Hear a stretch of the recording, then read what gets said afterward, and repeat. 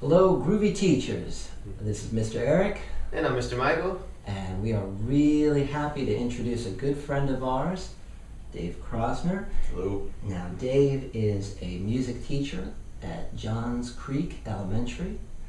Michael, he is also the Teacher of the Year in 2007, Music Teacher of the Year, and a professional development trainer working on curriculum integration. And we're going to talk about early music education. Mm-hmm. Great. So we have a whole bunch of questions to ask you. I've got a whole bunch of answers. All right.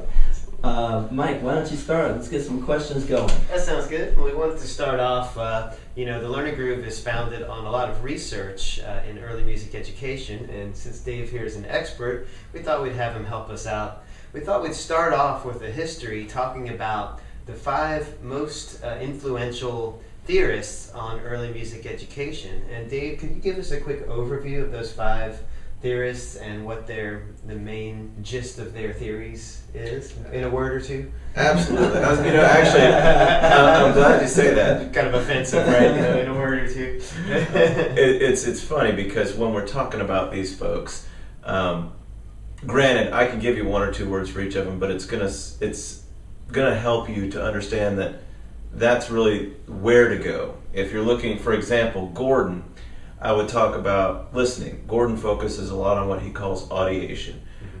Listening is the word I associate with Gordon, but what that means is how to listen, what to listen for, how to respond to what you're listening to, improvisation based on, again, listening. And it all comes back to that one word, listening. Mm-hmm. Suzuki, who's another one that you guys are real big with, Suzuki did a whole lot with rote teaching. If you talk to any kid who's ever done Suzuki, they can play Twinkle Twinkle Little Star. They can play it inside and out because Suzuki spends a whole year on Twinkle Twinkle Little Star. And it's not going to have as much artistic creativity to the Suzuki stuff, but it's going to be perfect. And what is rote learning? Is that what you call it? Rote learning. That's basically, we do it over and over and over. We will manipulate every single step to where it's perfect, like a machine. But the thing that Suzuki did, because when you say like a machine, it sounds rigid. Suzuki was by no means rigid. Suzuki focused a whole lot on family and community because his belief was that in getting the parent involvement, which I know you guys do a lot of that, in getting the parents involved, he was able to make sure that that practicing was happening, that the reinforcement of skills that was being taught was happening outside of his class. The thought is, in a music class, you might see a student for 30 minutes, maybe an hour a week, and then you've got all those other hours in the week, and what are we doing to reinforce that? If we're going to spend money to be there, it's a sound investment to work on what you're being taught. What did Dr. Suzuki mean when he talked about natural learning? He would give the example of language acquisition, how similar that is to music acquisition.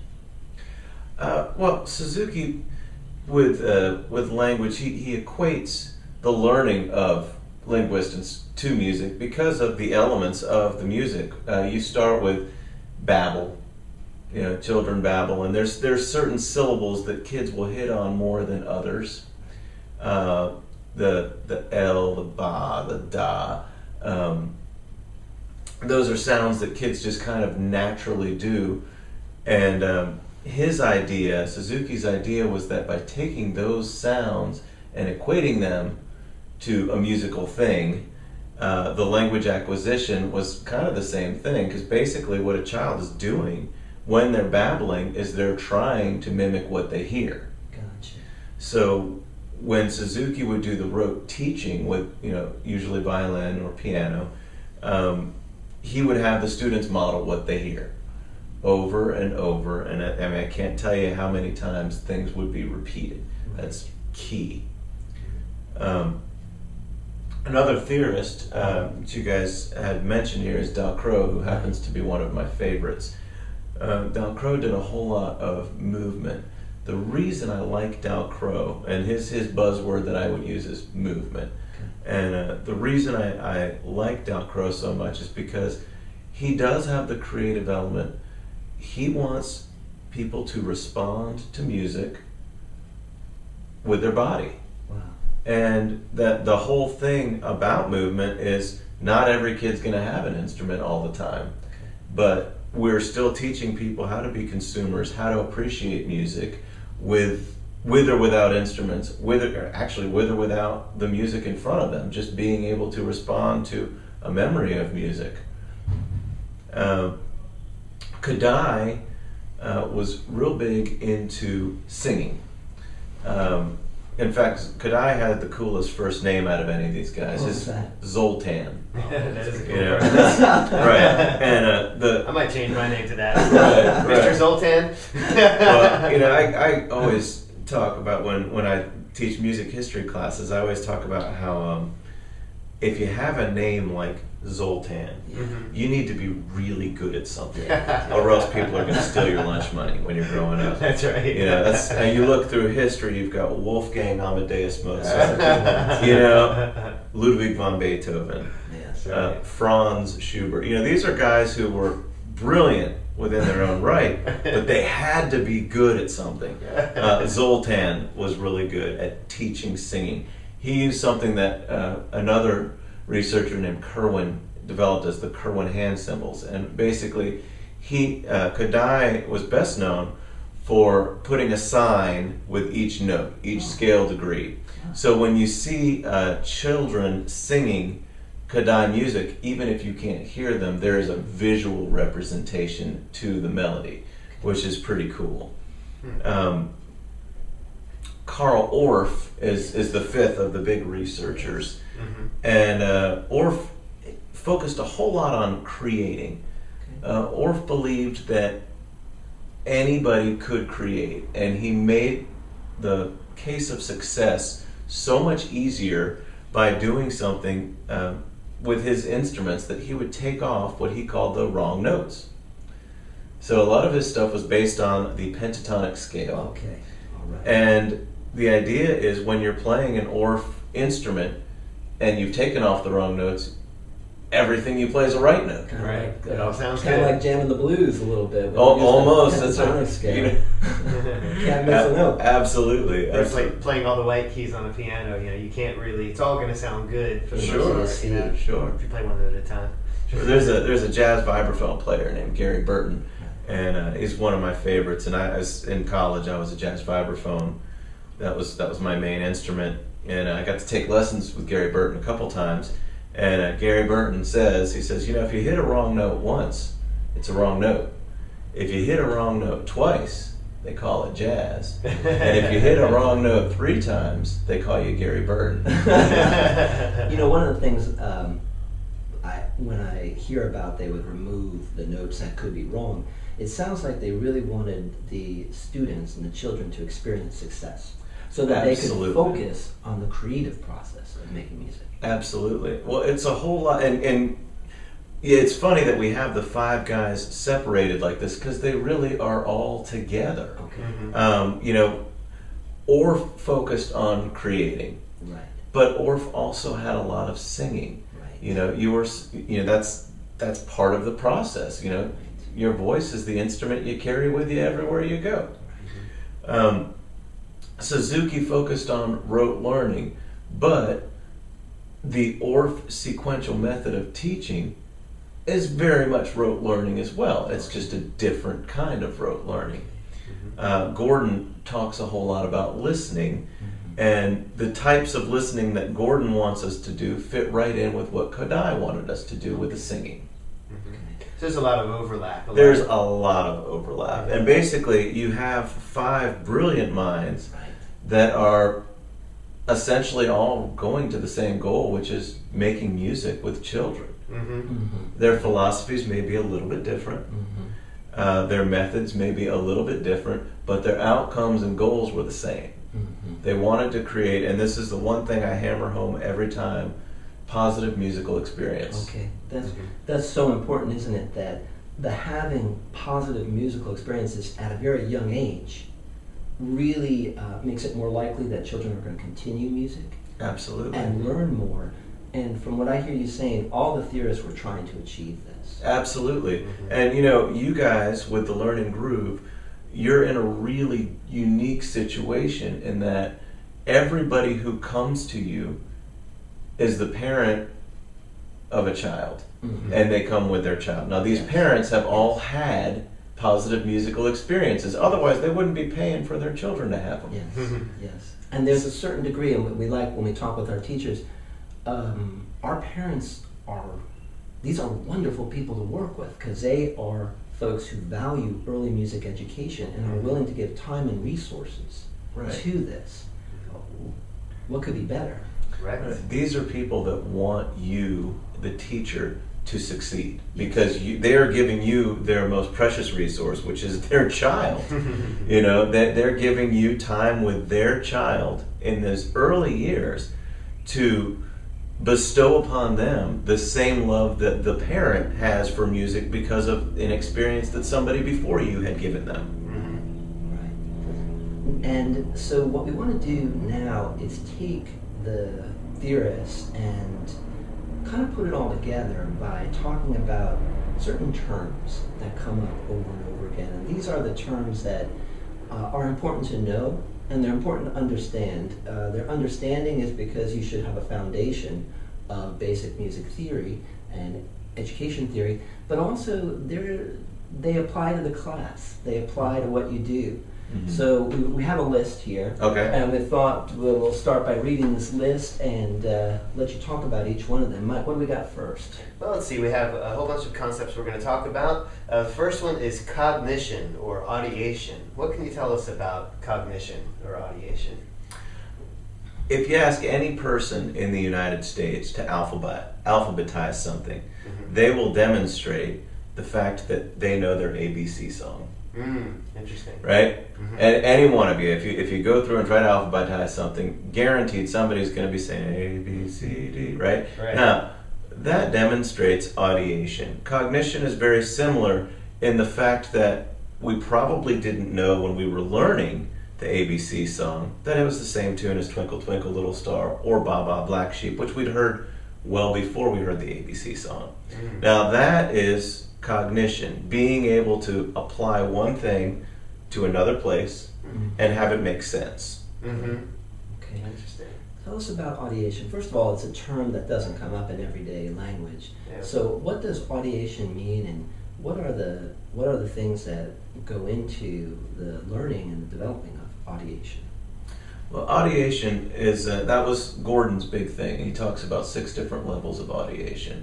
And he wants people to be able to essentially listen. His big goal was how to listen to sounds. In his case, it would be music. And how to respond to those sounds in different ways. There's creative ways, there's organized ways, there's a set of outcomes that he wants to get. And they start, it's almost like a pyramid. There's your most basic response to the music. And then as you get more advanced, and we'll talk about this a little later when we talk about age groups, but it kind of gets more advanced with the levels of audiation. So they kind of build on top of each other. Absolutely. It's a what Robert Gagne called a cyclical learning effect. Go ahead, man. Well, I was going to say, and also just in general, for those we're talking about audiation, the general idea of what audiation is, just to put it in simple terms, is, at first the child is listening to music, they learn to hear it, but it's that point at which they start to be able to sing the song in their own head, even when they don't hear music outside of them. Is that correct? Absolutely. So that's something we take for granted, the fact that you could just think of a tune and start humming it, or even make up a tune in your own mind. But to a young child, they haven't quite developed this yet, depending on their level, and so that's something we're helping them do with the Learning Groove. So you talked about the 6 stages of audiation, so do you want to continue with that? Not especially. Oh, okay. He was saying that he wants to talk about it. He was saying he wants to talk about that when we go over the different ages. Okay. And so I have to work on my listening skills. I think we need to work on level 1 audiation. All right, let's check out the next one here. Musical perception. What does that mean? Well, there's different ways that we perceive sounds around us. For example, right now, as we're doing this conversation, there's a bird chirping outside. Mm-hmm. Most of us don't hear it.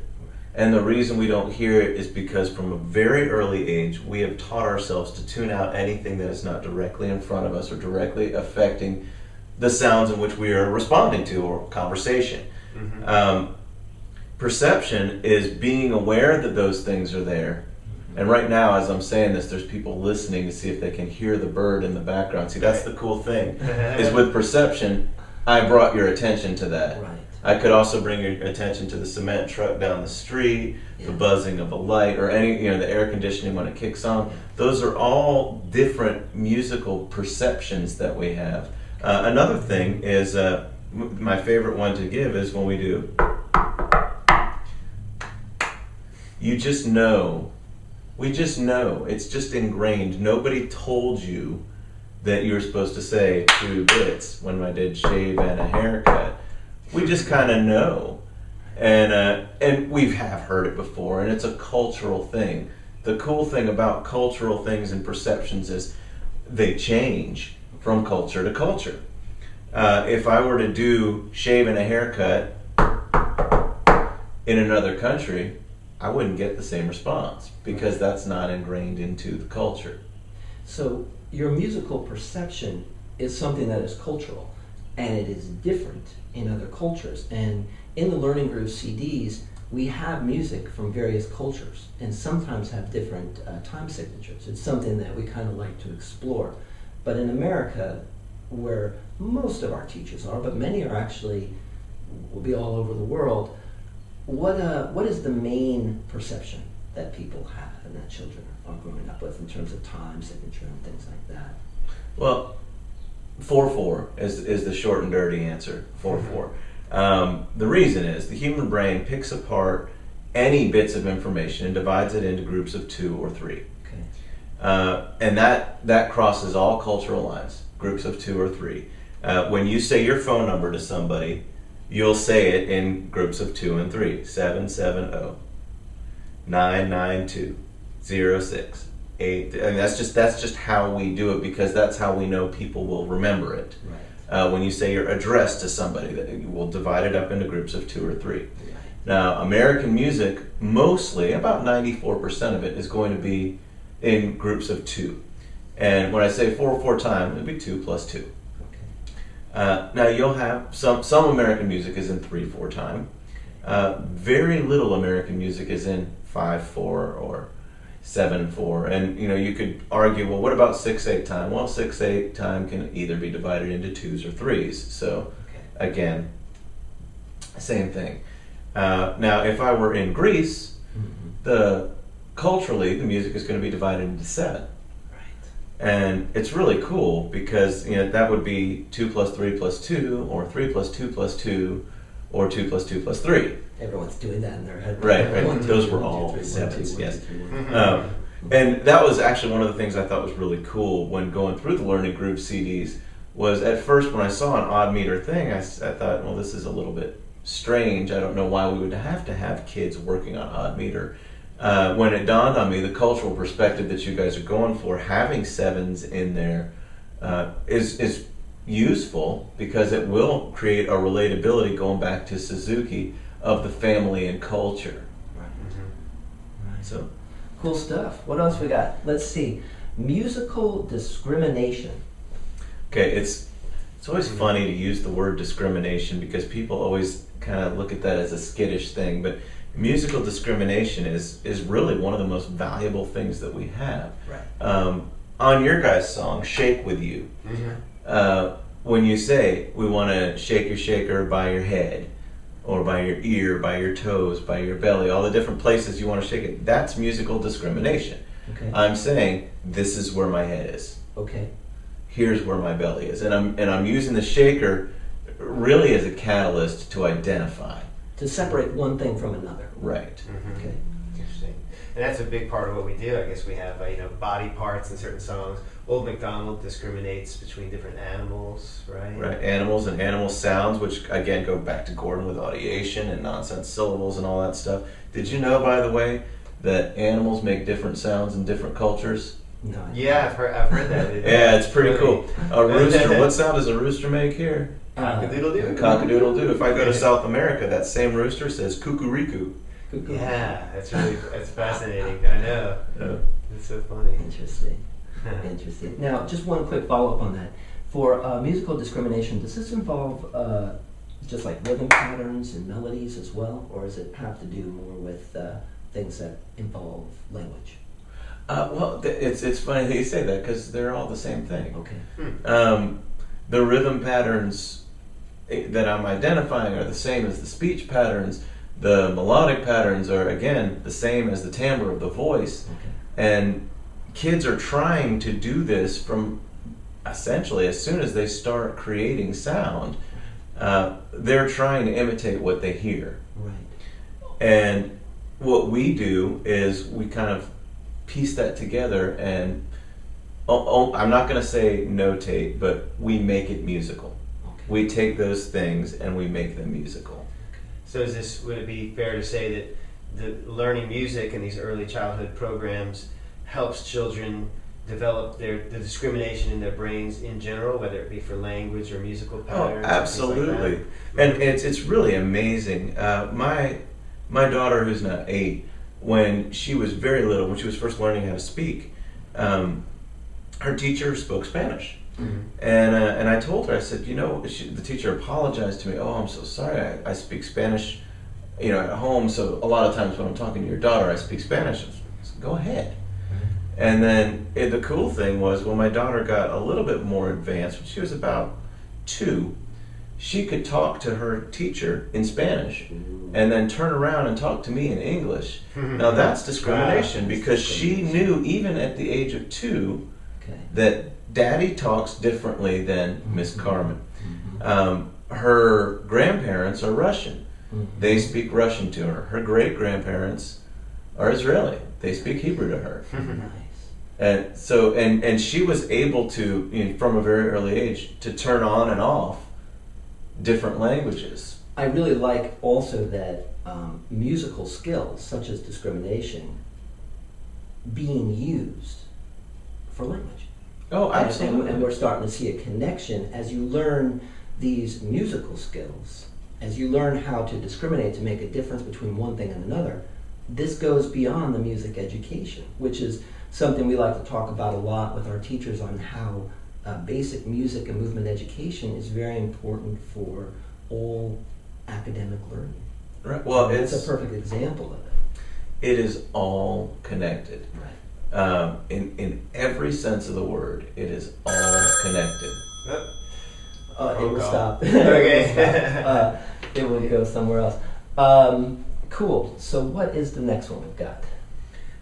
Next we have movement. So, Learning Group has music and movement classes. So can you tell us a little bit about how movement and muscle memory factor into the learning process, especially with early music learning? Absolutely. There's been a great deal of brain-based research that has really been an advocate for movement, and basically the best argument you have can be this brain-based research, and that is when I do something with my left hand, I'm stimulating the right hemisphere of my brain, logic, whatever. When I'm doing something with my right hand, I'm stimulating the left hemisphere of my brain, your creative, and all those things. So when I'm doing movement, if I'm mirroring both hands together, I'm stimulating my entire brain at the same time. Now, knowing how little of our brain we actually use, when we can teach children at 0 to 4 to be doing activities that increase brain stimulation, that's only going to help. And there's a piece of research about crossing the main line, and the idea is if I put a hand here, I'm crossing over this main line. If I put a hand here, I'm crossing over this main line. And the idea, it works just as well with both hands together because, again, stimulating both hemispheres, but crossing this line with my right hand, I'm stimulating the left hemisphere, right hemisphere. And the idea is that by stimulating the hemispheres of the brain, you are doing more of a creative and problem-solving approach together. You're putting logic and reason with outside thought. Mm. And it makes for some really, really great research. They say that it improves reading comprehension, Wow. it improves mathematical skills, it improves language acquisition, it improves scientific thought, on and on, which is why when I say it's all connected, Right. it's because it is. It's all connected. Yeah. Mhm. We had, oh, go ahead. No, go ahead, Mike. No. Because I'm going to throw a curveball at this. Oh, okay. I would say we have various things that we do, like with our rhythm sticks, things we do with egg shakers that can help facilitate that type of learning in the way that we go about using those props, which we'll look at in the props and activities section of the website. And hopefully Dave will be there to talk about the props with us too, and the learning that goes on with each one. Absolutely. Curveball. Okay, I'm ready. Not on the list. Oh but, man! Yeah, I'm I sorry. memorized the list. Movement. It reminds me a lot that in class we often have the parents touching their children, touching out rhythms, tickling them, just moving them around. Could you just talk briefly about the importance of touch and learning? Oh, absolutely. When you touch, if as a teacher, when you touch the student appropriately, of course, it makes a very intimate learning experience. And the more, and when you have the intimacy of that learning, it makes it special.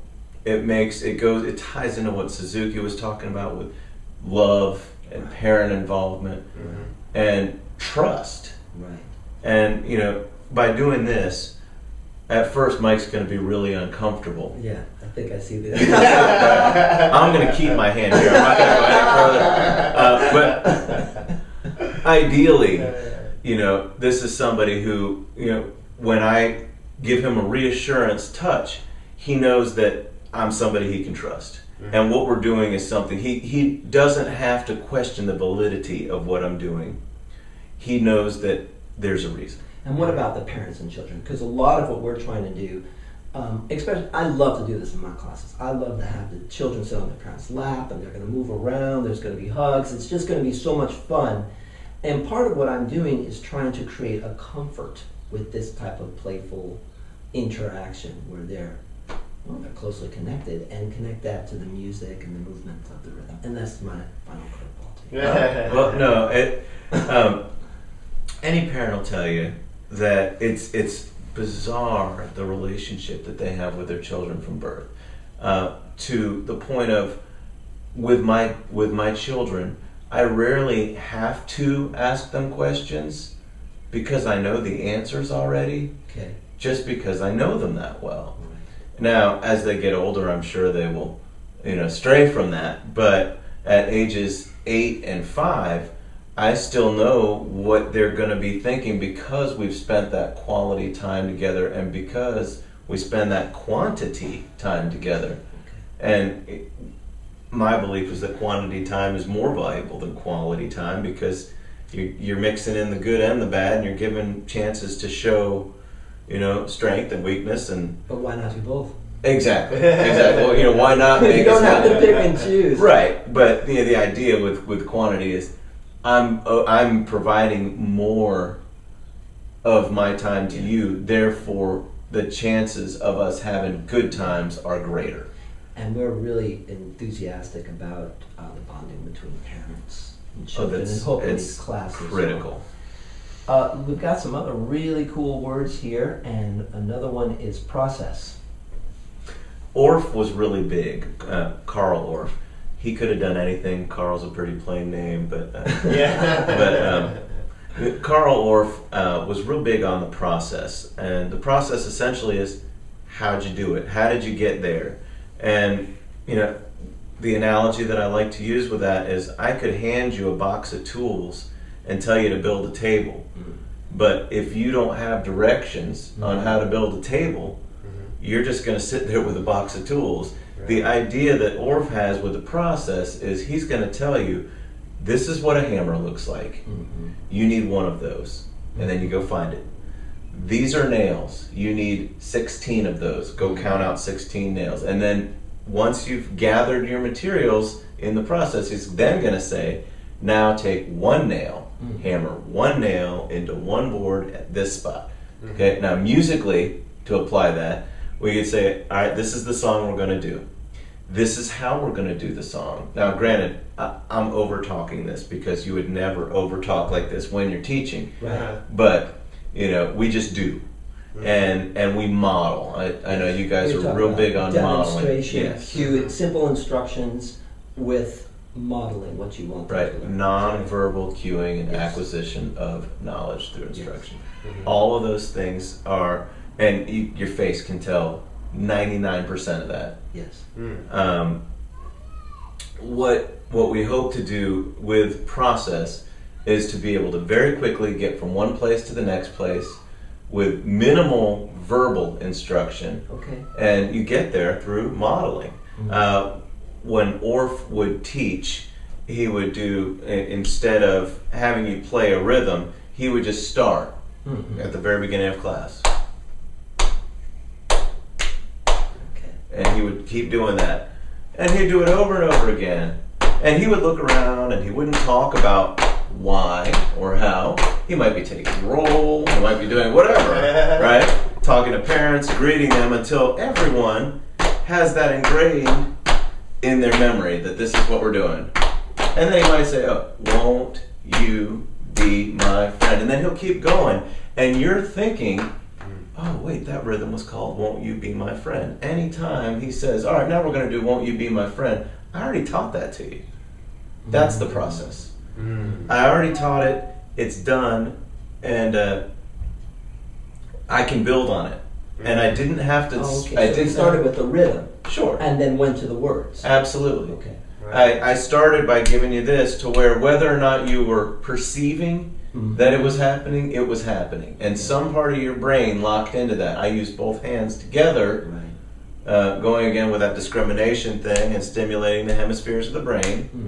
I have both of those things going on simultaneously, gets it locked in to where I can be doing other things, all the business stuff that usually as our creative types we don't really love doing but has to get done, and I'm still teaching. I don't stop teaching. And then all I need to do was give you that one verbal cue, won't you be my friend? You're locked in. Now we've related that won't you be my friend is that rhythm. So once we've got you be my friend, I can add to it and I can create more with a song, right? Because now we've all got that locked in, right? And we say, I've got a friend, his name is Mike. Hey, lolly, lolly, lo. He likes to ride a bike. Hey, lolly, lolly, lo. So I got there, and to get to that point, I got to where, through the process, I started with a rhythm. Then I gave you some words that you could think, so when I added another part, your brain, if you got off with a rhythm, all you got to think is, oh, you be my friend. And when I said earlier, shave and a haircut, 2 bits, right? Very few people will be able to tell you what 2 bits are, but it helps. And what you're saying makes so much sense. I just have to add, as a former teacher and teaching for the learning group, what a wonderful way to get the whole class in sync, to kind of build a sense of community. Yeah. What an incredible transitional thing to do. So you can make a learning experience out of any time, out of any moment. Right. Yeah, that's good stuff. That's great. Well, we did this together. Right. And it transcends language. Right. It doesn't matter if you know how to speak or not. Right. It doesn't matter if the language that you speak is the same one as I speak. We had this experience together. In storms, in a natural disaster of any sort, animals will share the same space. Despite where they lie on the food chain, you can find snakes, rabbits, moles all hiding in the same hole together and not trying to eat each other because of the survival instinct. We did this together. Wow. Now when the storm goes, I think the That mole would be needs to the get away. snake. There's a quote here that we talked about related to process. You want to read that out? Absolutely. This is Karl Orff kind of based his whole philosophy on this. This is a Chinese proverb, and it says, "Tell me, I'll forget. Okay. Show me, I'll remember. Involve me, I'll understand. Right. Mm-hmm. And what's more powerful than understanding? You know, remembering, sure, that's good, but I can't relate to remembering as much as I can to understanding. I can share with you what I understand. Yeah. Yeah, and that's it's this is all in terms of how this relates to teaching the learning group classes. I mean, you want to be modeling and just doing things and getting everybody to do it with you. You don't need to use your words very much. You got to use words very sparsely and just rely mostly on being a leader and showing and demonstrating. And I think that's and children learn that way, and the parents are going to follow you better that way too. Absolutely. Mm-hmm. Absolutely. And you know, as far as the modeling goes, if you look at the children's shows that these kids, you know, these infants are watching, there's not a lot of talking on it. Mm-hmm. Because the kids don't respond to that. Mm-hmm. They respond to what they're doing. Now, granted, as parents, we don't necessarily enjoy watching it because it's mindless almost to us. But actually, for us, it seems mindless. For them, it's very stimulating. Yeah. Mm-hmm. I like it. What else we have? We have a sequence recognition. Important. Okay. Well, sequential recognition. It basically, if I add something. A fun game to play with children just when you're sitting and waiting is I can put out a whole bunch of things and take one away. Mm-hmm. Okay. You know, have them look away. I'm going to take one thing away and then say what's missing. Okay. And they have, you know, if you do it with 4 things, I wouldn't go with more than 4 with an infant or even a toddler. If when they can recognize that, what they're able to do is they're identifying that there was a pattern. Mm-hmm. And something has changed in the pattern. Okay. You know, also, you know, what comes next? If we're lining up our shoes on the floor, and I put my shoes, and then Eric's shoes, and then Mike's shoes, what comes next? Okay. You know, 2 shoes, the same kind of shoes. Right. Seeing patterns, Absolutely. seeing sequences, and you see this throughout music, whether it's rhythms or melodies or layers of things. And what I always find exciting is that the same sequential skills are the same things we talk about when we talk about writing. Mm-hmm. When we talk about literacy, It's the same as thing. I said, it's all the same thing. Yep. Which makes a nice connection between music education and the acquisition of language skills and of course math skills. Mm-hmm. Yeah. And I guess this would be where tonal patterns and rhythm patterns come into play in terms of a way to help facilitate sequence recognition with the kids by isolating little patterns and having them repeat after you. Well, the pattern recognition, as you very eloquently just stated, that's math. Mm-hmm. I mean, that's what math is it's recognizing the patterns and seeing what comes next and predicting outcomes. That's also science. Mm-hmm. Well, it's also language arts. I mean, you could go on and on and on. It just depends on how we choose to typify it. But they're all patterns. They're all based on patterns. Art, all patterns. Movement, patterns. They have to be. Yeah, that's the way the human brain works, right? Absolutely. Again, with it 2 and 3. Mm-hmm. It's interesting. And there's something we have written here called music babble, which just sounds like a lot of fun. You want to talk about music babble? I mean, what is music babble? Have enough drinks. It sounds like a lot of music. That's right. That's right. In fact, I did a lot of music battling at a bar once. Yeah, my early gigs. Yeah, I called it blues, but no, the music babble. Basically, when I was talking about how kids try to imitate what they hear, Okay. music babble. That's what they're doing. They hear sound coming out of your mouth. Okay. They don't necessarily know what the words are, but they know that they're directed at them. Okay. And they know, they can tell by your tone, Mhm. which, you know, it's a great scene in 3 Men and a Baby, where, you know, he's reading the paper and saying about all these awful things, but he says it with such a sweet tone Yeah. that, you know, the baby just coos. Oh, yeah. And, you know, and that's, the babies will know your tone. I'm so excited about this because I've seen my friends' children, when they're just starting to learn to talk, sometimes they will actually talk to me without words. Mhm. And it's music. What they're Oh, doing, sure. they'll be like, blah, blah, blah, blah, blah. blah, blah, being so expressive. Right.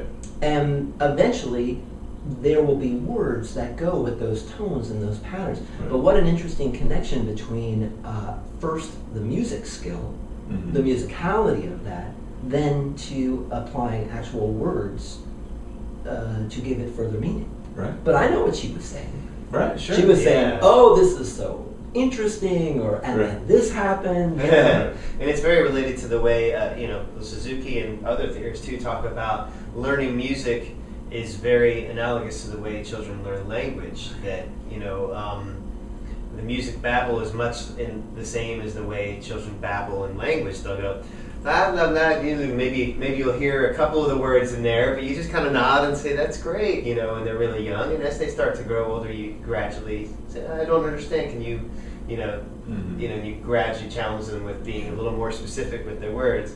Is that about the same thing with music? Right. Well, if you feel like a child is trying to talk to you through musical babble, it's always best to try and reiterate what you think they're saying. Like, right. Yeah. Or to at least engage them in a conversation, even if what they're saying is what most might perceive as nonsense. The fact that you and this child are engaged really has the most value. In class, one way that this gets applied is any effort that the children make, no matter what it is. That's right. We respond with outrageous applause. That's right. and respond to it. So whether it's incoherent or you can kind of recognize something from it, maybe there's a word, maybe there's a music pattern. The basic thing is they decided to participate and engage. And that is what we're totally psyched about. Sure, and in right. time, that will actually develop into recognizable patterns. And it's a little bit analogous. Think about how many young children like to pretend to be their heroes or some kind of characters. They'll go around like, I'm Superman, and they're play acting, they're trying to be something, or they'll pretend to be their teacher, or in a way you have to just kind of be a little silly, they're pretending before they can actually be, or I'm a fireman now, and maybe eventually they'll learn the actual skills of it. Music babble and language babble are both ways of them they're just trying it out, the general gist of it, even if the details aren't filled in, and then as they learn, they fill in the details. Absolutely. Well, they're experimenting, and they're having fun with it. Yeah, And that's important to learning, isn't it? Well, the thing that I love best about music is we play music. Right. And so, I mean, the key word, Yeah. play. Yeah. I've been a music teacher in public schools for 15 years. Right. And the coolest thing about my job is I get to teach kids how to play. And that joy that they experience Absolutely. is important to their acquisition of music skills, their continuation of it, and then their application of it later. Sure. Pretty cool stuff. That's great. Well, next we have group/community learning. We have a quote here. It takes a village to raise a child. Can you tell us about the importance of learning in a group as opposed to individually or with your parents? When you're with a group and learning, in most cases, especially younger cases, you're alleviating some of the social anxiety. You wouldn't think, but it's really important that we socialize kids. Yes. And once we have them where they're comfortable, and it's so funny to see kids that know each other, they'll just walk on up and give each other a hug. We don't do that as adults. Right. You'll put your hand on Michael's knee. Right, I forgot about that. But, no, we don't do that sort of thing as adults, but it's crazy, I'll see kids that were in camp together for a week, and they recognize each other at the grocery store, and they just run up and just give each other this huge hug. That's part of the dynamic of learning in a group. Right. And these kids, once they start preschool, for 14 years, Yes. they're going to be assessed as an individual. Yes. And that's wrong. They're going to be, every grade they get on their report card is their grade. Their name is on their report card, on their diploma, and ultimately on their paycheck once they get a job. But the thing is, if they don't know how to work in a group, Yeah. They're not going to have their name on a paycheck because they're not going to have a job. Right. And a lot of preschool teachers and kindergarten teachers right now are really saying that the kids are coming in without the social skills to work together. And one of the things we're really proud of in Learning Groove, and all classes like ours, is that it's better to start group learning now. Oh, sure. When they're as soon as you can, when they're a year old or 2 years old. This helps prepare them for the group learning. Right. In a differently, meaning they're all together. That happens in the preschool and kindergarten. Right. Well, Dr. Spock talks about sharing. Okay. And I know that that's one of the things that you guys focus on is sharing. And when do we start to expect Right. that kids will understand that they need to share? Mhm. And a lot of it has to do with birth order. Right. But when we talk about a 1-year-old sharing, Mhm. that's almost unheard of. Mm-hmm. Because as far as a 1-year-old knows, they're the center of the universe. Of course. Mm-hmm. As far as a 2-year-old knows, they're still the center of the universe. Mm-hmm. Yeah. And now I got to share my stuff with you, but this is my stuff, and so really the sharing aspect, according to Spock, doesn't really come into play until they're about 3 or 4 years old. Mhm. Yet it's a skill that through socialization, Right. kids will do much younger. Mm-hmm. They just haven't had the exposure to it, Yeah. which is why the value of what you guys are doing. Mm-hmm. And we talk to our teachers and we train our teachers on how to promote these skills, such as applauding for the children when they share, applauding Yeah. when they put things away, trying to develop these skills, which are really tough for them. And you see them. It's amazing. You see them struggling with it. They get it. They understand what we're trying to teach them, and they understand this is being done in a loving way. And it's still hard for them. Oh, sure it is. Yeah. Because they're the center of the universe. Mm-hmm. You know? And maybe that can lead us right into the next section. We'll skip one actually. It says the differences between ages and how they learn. We were just talking about the different ages and where they are developmentally in terms of something like sharing and working with a group. How about in terms of their musical learning as well as other learning, their language and stuff? Can you walk us through like what a 0 to 1 year old is thinking, and then a 1 to 2 year old, etc., and how they process music in their own way? Sure. Well, you're going with Maslow. He talks about the hierarchy of needs, and basically, at birth, our needs are essentially survival. Mm-hmm. We need the things that we need for comfort are to not die. Mm-hmm. Those are. I need food when I'm hungry. I need shelter. I need comfort. Mm-hmm. Not extravagant, but comfort. And that's really at birth. And some of the things that infants, newborns will do that go away, there's some neat things. Like one, there's a grasping reflex. If you put your finger in the middle of a palm of a 0 to 1 year old, they're going to grasp. Okay.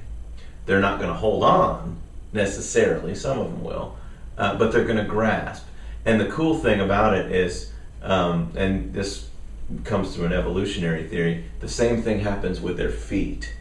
Okay. So if you put your finger in the middle of their foot, their toes will curl.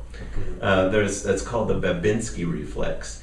Another reflex that they have from birth to 1 that I think is pretty cool is the swimmer's reflex. I've never tried it. I don't recommend you try it, but apparently, if you throw a baby into a pool, they just start swimming. Oh, wow.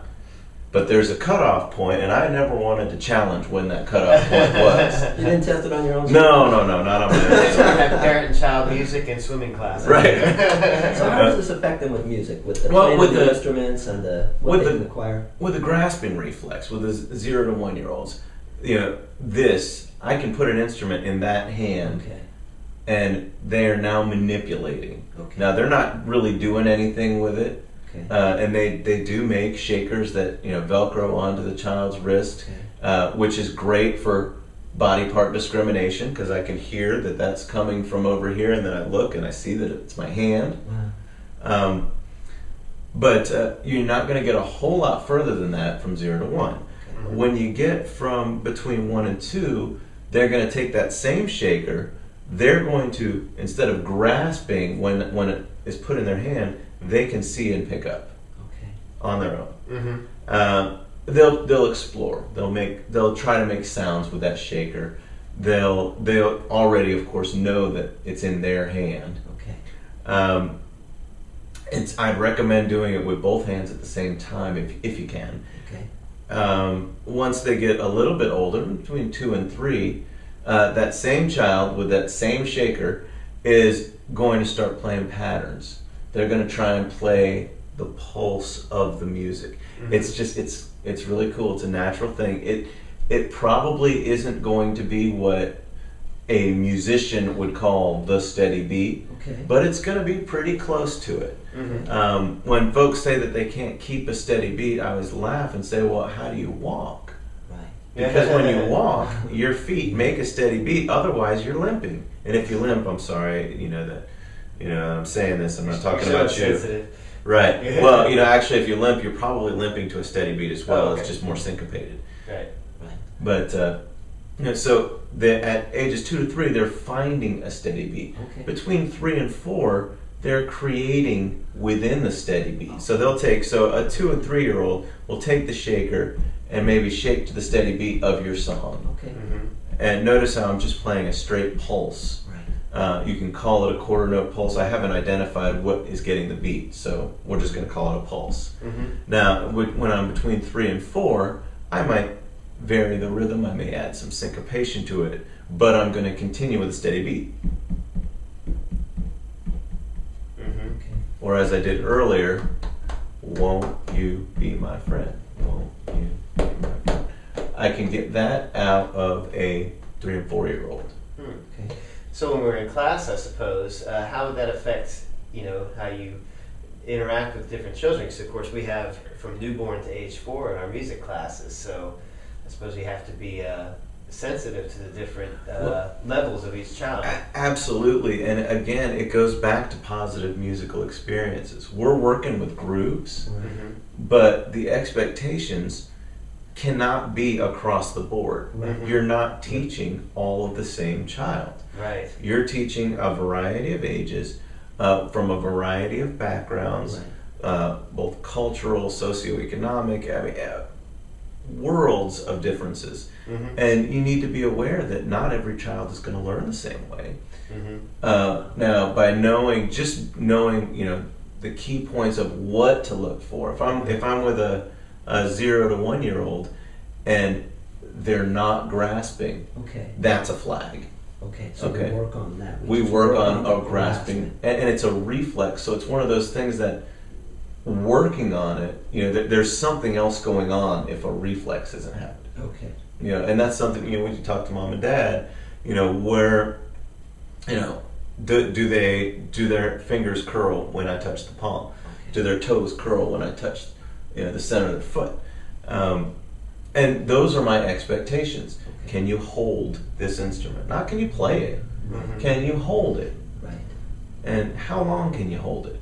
Right. And in the same class, I have a kid, can you pick up that instrument? Okay. Can you put away that instrument? Can you hand me that instrument? Yes. Mm-hmm.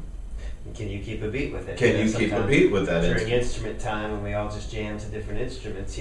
Some children, they'll just hold it and they'll put it in their mouths and that's it. Sure. And that's great. And some kids will be starting to keep a beat. It might not be the beat of the song. Right. And for the ones who I can tell are close, I'll actually go there and say, challenge them just a little bit. Hey, can you do this one? Let's go 1, 2, 3, 4, 1, 2. And I'll actually try to be a little more explicit. And for the older kids who can do that, they'll actually start to do it with me. And that's it. I wouldn't try to do that with someone who's 8 months old, of course. Right. Well, what you just described is sequential recognition. Mm-hmm. We're saying this is a steady beat. Now I'm going to say 1, 2, 3, 4, and you are applying that's very abstract. Mm-hmm. We don't think about how abstract that is. Mm. These are kids who know some of the numbers. They don't necessarily know the order of the numbers, but I'm giving them an order to the numbers. Okay. And I'm equating that those numbers now mean shake, shake, shake, shake. Mm-hmm. Okay. So as I'm learning and developing the schema of 1, 2, 3, 4. Okay. I know it now as a placeholder. Okay. And by the age of 4, I can identify 4 things. Okay. You know, you can say, get me 4 shakers, and I can find 2, 3, 4 shakers and put them together. Mm-hmm. You know, 3, maybe not. Can you take the same concept that you just did with holding a shaker, and can you discuss it with singing a song? Oh, absolutely. With your 0 to 1 year olds, they're going to respond to the melody. Okay. It's one of those things, and I always joke about how I got into doing children's music is because my wife is a terrible singer. And You know you're being taped. yes, she knows. You know, and if she's watching, honey, you know. But she would sing songs to my daughter about, you know, just all sorts of different things, and then songs to my son when he was born too. They would, and they were never in key, and they were in what I call the skeleton key, where she would sing in a variety of keys at the same time and try to make one of them fit into the song. It was quite dreadful. So what I did was I picked up my guitar and said, "Hey, let me play that with you." All right. And the thing is, to me, no matter how much I disliked her singing voice, to my children, she is the best singer in the world. Right. Mm-hmm. Right. And see, and that's what really matters. Is don't worry about, you know. It's funny to me when I teach music class, and you know, kids tell me that they love my singing voice. I'm like, really, really? You know, I'll sing the right pitch. You know, my wife doesn't do that. I do sing the right pitch, but come on now. But you know, and they're like, you should be on American Idol. So as far as getting back to your question, so 0 to 1 is going to respond, especially to their moms or Oh, caretakers. definitely. They're going to relate to it and think they should be on American Idol. Mm-hmm. well, yeah, and the thing is, that is the first memory that child has. Right. Before they were ever even born, they heard their mom's voice. That's right. Even when mom wasn't talking to them, they were pretty close to where mom's voice was coming from, and they heard mom talking to everybody. And so that kind of response is what you're hoping to get out of 0 to 1. Right. Now, 1 to 2, there's going to be more of the imitation, where you'll start to hear that babble. They're trying language acquisition. You know, they're trying to get to be like you. And they're imitating. Absolutely. Okay. When you were doing a great job of having your babble conversation, that's what they're doing at right. 1 to 2. Right. That conversation starts to clear up a little bit more between 2 and 3, Right. and it can even be funny. And by 3 to 4, they're actually having conversation, not necessarily intellectual conversation. Probably not inquisitive to where actually, that's the wrong thing to say. It will be inquisitive, but it's not going to be inquisitive in the way of they're looking for more answers. Okay. They're just curious about the world around them. So you're going to hear a lot from a 3 to 4 year old. What's that? What's that? What's that? Mm-hmm. You know, and 2 and 3 year olds will also give you what's that. Usually they'll just say that. And as parents, we always want to say, oh, well, that is a, and what we're doing is we're building schema. And schema. How can you define schema? Yes, schema are basically, if you imagine we have a bunch of bins, and when I put something in that bin, I'm saying this is my bin of only water. Okay, this is where all wet things go. In here, in this glass right here. And so when a kid says, "What's that?" Well, that's tea. Well, it's wet. Can it go in there? Well, yeah. It will. It'll change it some, but to a child, that and that are the same thing, because of the schema that they have developed. Yes. Basically, going back to perception. That is my perception. With colors, myself, I'm colorblind. But there are certain colors that children from birth can see: red, white, and black. Now, they can see other colors as well, but they cannot register those colors because what they're doing is they're still developing the schema of that's a red thing.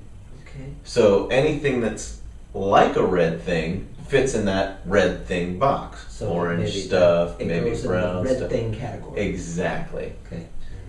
Which, by the way, is why the Sesame Street character Elmo is so popular, because he's red, white, and black. Right. His name is with two of the first nonsense syllables that kids come up with, Elmo. That's so cool. They did a lot of research when they created that, and I would be willing to bet that your students are going to have Elmo sippy cups, Yeah. Elmo plates, Elmo backpacks, Elmo socks, shoes, shirts, whatever, because those are the first point of contact. And Sesame Street was very smart when they opened that marketing machine up. Well, all right. Well, thank you so much, Dave, for coming and speaking with us today. Well, thanks for having me. This is fun. I think it might be enjoyable for our teachers to know even a little bit more about Dave. Uh-huh. And just to let you know, when you listen to the Learning Group CDs and you hear the wonderful children's voices, the group voices, chances are they are Dave's students, because you organized them, helped select them, helped train them, and you even came to the studio seven times. And you know what? It was really cool to get to do that. The kids still talk about it. You know, the kids many of them are now in middle school. You know, come back and say, "Hey, remember that time we went to the studio?" And you know, they felt like rock stars getting to do that. Yeah. That was cool of you to do that and to help us that way, and we really appreciate everything. You've kind of been our brain. And you really helped us. That is unfortunate.